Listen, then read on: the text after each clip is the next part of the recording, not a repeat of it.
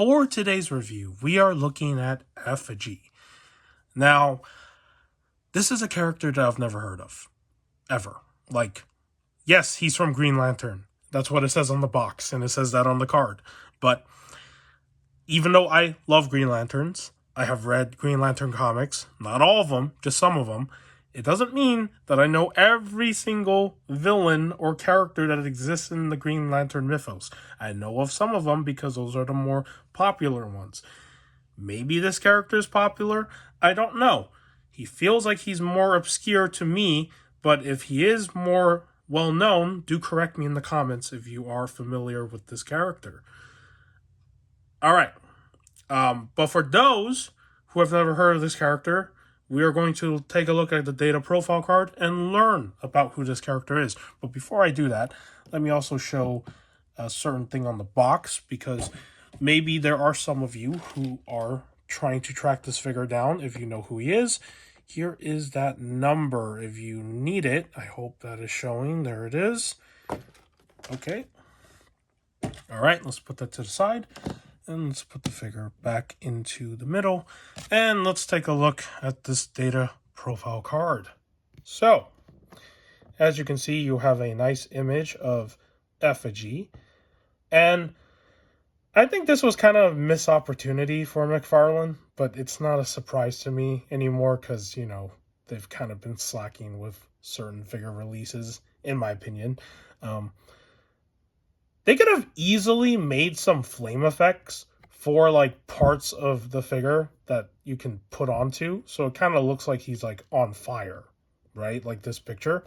They didn't do that. I wish they did. And this part right here looks really cool if they did something like this too, right? Give him interchangeable hands, which he doesn't have any.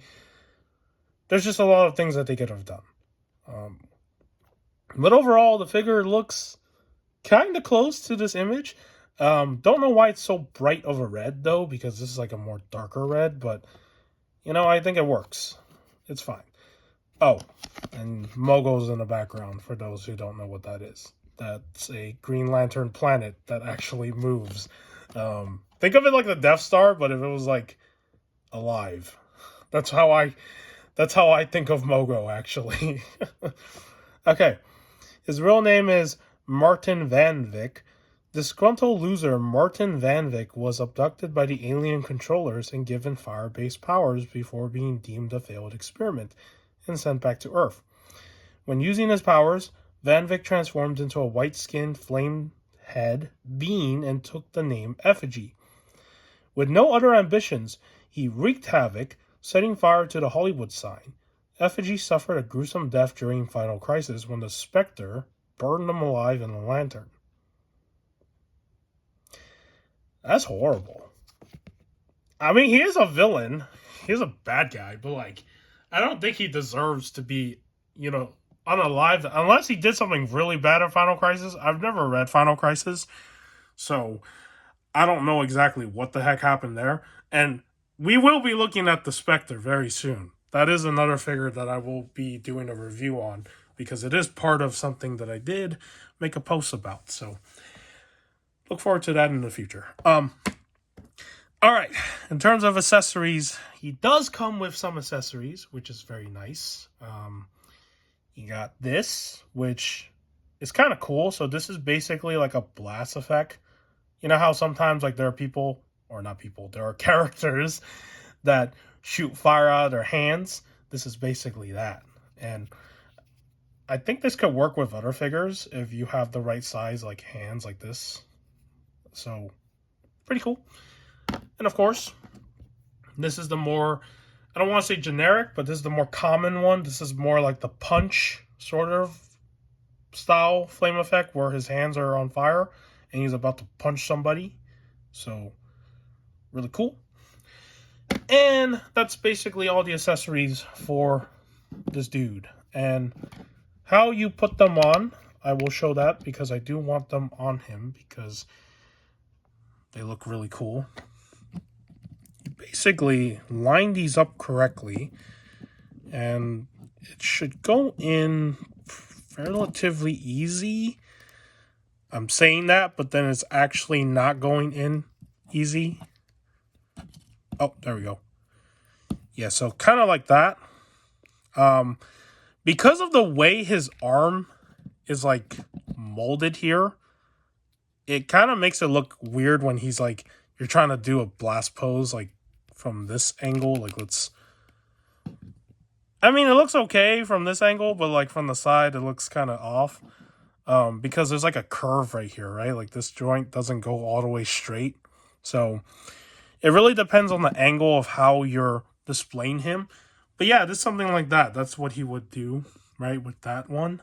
And then for this one, quite simple. You just line it up, and there you go. It should be good to go. And now you can have him getting ready to charge up his other hand, and he's blasting with this one. So, not too bad. I personally like the fact that they at least included accessories like this for him, because, you know, at least give him something, then not give him anything. And something else I do want to point out. So, this is a Platinum Chase variant. For those who are not aware of this, and I'll show the box again. It does have that sticker on it. And this is not your simple, normal kind of Platinum Chase where it's like a repaint. This is like a brand new character that has not been released in this line, and they've locked it behind this gimmick. I don't like that. I think that's really, really dumb. I'm not a fan of it. It's already hard enough to track down sometimes these sorts of figures, you know, the gold label ones. It's already a pain to track these down. Now, by making these figures Platinum Chases, that's even worse, because you can't pre-order these. These will release in some sort of wave, and you'll just have to find it randomly if you're lucky to find one. So, if you did see my short on this, I didn't say how long it took, but like, I've been trying to find the Question and the Shining Knight, which are the other two that came out with this particular figure in this Platinum Wave. No avail. And I've spent like probably the last 2 months, whenever they started showing up in stores, never found them. Never even saw this guy until recently, which that is how long it took to finally find one of these. I don't like that. If you live in an area where you find it easily, you are lucky. But if you live in an area like where I live, it is not fun. So that is why I don't have the same sort of like more, I'm fine with this. To me, I'm not fine with the way that they're doing these kind of releases, because he could have easily been released as just a normal DC Multiverse solo figure, but, you know, I don't know. It's just what it is. So, not a fan of this kind of release style, but, you know, they're not going to stop, and I don't think they will. So, yeah, there it is. All right, so let's continue talking about the figure. Let's talk about his head sculpt. So, head sculpt, really freaking cool. I love the way that this head sculpt is sculpted. I love the hair being more orange. It's like mimicking flames. Is it the best coloring to mimic fire? Maybe not, because it looks very plasticky, as you can see, very translucent. But, you know, I don't know how else they would have approached fire effects. Maybe if they made it more like comic looking, where it's like a sketch, that could probably have worked too. I don't know. But I still like the head sculpt regardless. As for the body buck, this is where it's not a new body buck. This is a reuse of, from what I can tell, this is a reuse of the Superman red and blue body that they used for that Superman from the Plastic Man build wave. So, not a new sculpt. And, yeah, pretty much a reuse, I think.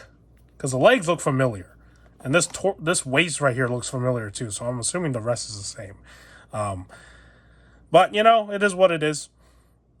So, yeah. Okay. As for other parts of the figure, well, there's really not much else to talk about, because he's pretty much just painted everywhere, and there's not a whole lot of sculpting going on, as you can see. Everything is just flat, and I did have one QC problem with this arm, which kind of scared me because this is why I don't like the platinum stuff, especially for newer characters like this that have never been released. It took this long to find one copy. The last thing you would want when you find a copy of a figure like this is having QC problems of any kind. This arm in the packaging looked really off to me for some reason, and I was like, well, let's hope that it's not anything severe. And that was luckily what happened. Was it wasn't anything severe. I think in the factory they forgot to connect this arm to the peg on the shoulder piece properly. So when I took it out of the box, it was like literally like halfway connected, and I rotated it back in, and luckily it clicked in, so now it doesn't have the problem anymore. It just swivels normally. I thought this was going to be one of those situations where it was like Ghostmaker and a few other figures in the past where there was a running QC problem where the arms would not stay connected to the shoulder. They would just like, every time you swivel it, it would just fall off. I thought it was going to be that kind of situation again. And I was like, that would suck. However, there is a way to fix that. It's called using super glue, laying it dry, and then putting it back into the socket, and then it'll be able to stay better. But you have to let the super glue dry first before you put it in, because if you don't let it dry, you put it in, the arm's not going to move anymore. So, luckily I didn't have to do all that. So yeah, crisis averted. Man, that is scary. Okay, that's very scary. All right. Now we can talk about articulation, which very simple articulation with a lot of these Mcfarlane figures. So his arm does go out. I'm gonna take this off, and his arms go all the way back. He does have the double jointed. His hands do swivel and move. His shoulder bicep part right here, whatever this joint is called, does articulate. So there's that. There's your butterfly joint. As far as waist and his upper abdomen, my copy is very stiff. This is still a brand new figure. I just took the figure out today for the first time, so I do apologize if I can't show the articulation on this part. But it moves the same way as usual. As for his head, he can look up pretty good, so you can get him into some fly poses. Oh, and that's another point right here. For a character that flies, no flight stand. Unfortunately, he only comes with the usual circle. Another missed opportunity. I don't know why they can't just give flight stands to characters that can fly. It would have benefited more, but it is what it is. So he can look up, he can look down pretty good. Actually, his head articulation is actually really good. He can turn side to side like this. He can turn all the way around 360 if you want to. He can also swivel side to side. So pretty good movement in the head. Pretty awesome. And of course, the arm on this side does the same thing as the other one. Double joint, all that stuff. As for his legs, he can kick out pretty good. Not too bad. Still better than some figures can. He can double joint. Except the joint down here is quite stiff, but I can get it to work. Okay, I'm not going to force that. But there is double joint. It does work. It's just very stiff on my copy. But I did get it to work before, so yeah. Let me try doing it off camera. Oh, here we go. It's very stiff.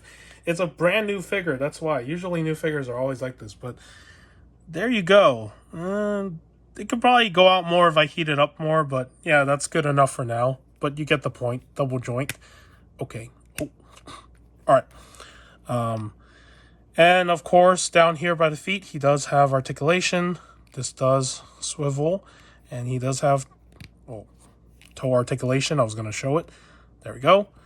And that is basically all the articulation on this guy. Actually, let me check if he has... No, he does not have any... Nope. His upper thigh swivels do not work. Or maybe they will if they were heated up. But yeah, there you have it. That is Effigy. I do apologize that this review is longer than it needed to be, but that's all I got on this guy. Like I said, I don't know anything about him. This is the first time I've heard of this character. He's a Green Lantern villain, apparently, and I guess we can bring in a Green Lantern just to show what he looks like next to him. Yeah, I guess it's not bad. You can have him fight Kyle Rayner or Hal Jordan, whoever you want on your shelf. You know, he makes a cool villain. Comes with this cool flaming piece. So, again, I like these obscure... I'm not going to say he's obscure, okay? Like I said, correct me in the comments if he's well-known or not, but I like these kind of characters. You know, even if I don't know who they are, it's fine. I get to learn who they are if I can get a copy of them because they come with this. So they give you a little Wikipedia thing back here, right? A little info on who the character is. So I like this guy. He looks really cool. And I hope you enjoyed today's review and the start of the new year. And as usual, if you found today's review on Effigy informative, do give it a like. If you want to subscribe to my channel to keep up with whatever content I do, such as action figure reviews or my Transformer Forged to Fight content, do subscribe. You don't have to. In the end of the day, I make these videos for fun. And with that said, take care, and I will see you in the next video.